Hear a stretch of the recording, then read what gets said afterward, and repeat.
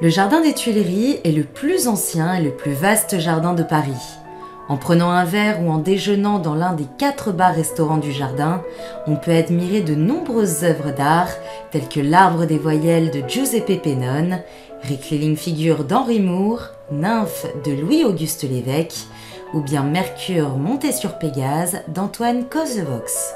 Situé entre la place de la Concorde, le Louvre et la rue de Rivoli, on peut s'y promener ou bien s'asseoir autour du bassin octogonal sur l'une des 3000 chaises du jardin. Les enfants auront eux aussi leur moment de plaisir en jouant avec les bateaux à voile loués sur place ou pendant l'été faire un tour de manège à la fête foraine du jardin. Les Tuileries ont connu toute une histoire. Le jardin doit son nom au four de tuiles installé en 1519 par François Ier.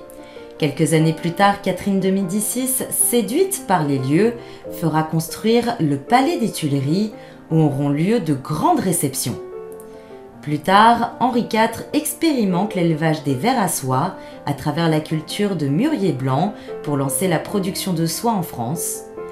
En 1664, André Le Nôtre, sur les ordres de Louis XIV, s'occupe de redessiner le jardin qui sera prolongé dans l'idée d'une création possible des Champs-Élysées. C'est ainsi que naissent les Tuileries telles que nous les connaissons aujourd'hui et qu'elles deviennent à cette date le premier jardin public de Paris. Le palais, délaissé depuis 1789, sera le théâtre de nombreuses scènes révolutionnaires. Plusieurs monuments y seront créés, dédiés à de grands hommes, tels que l'Arc du Carrousel, bâti en 1806 en hommage à Napoléon Bonaparte et à sa grande armée. Le jardin des Tuileries est le poumon pour la capitale, qui elle sera redessinée en partie grâce à ce jardin.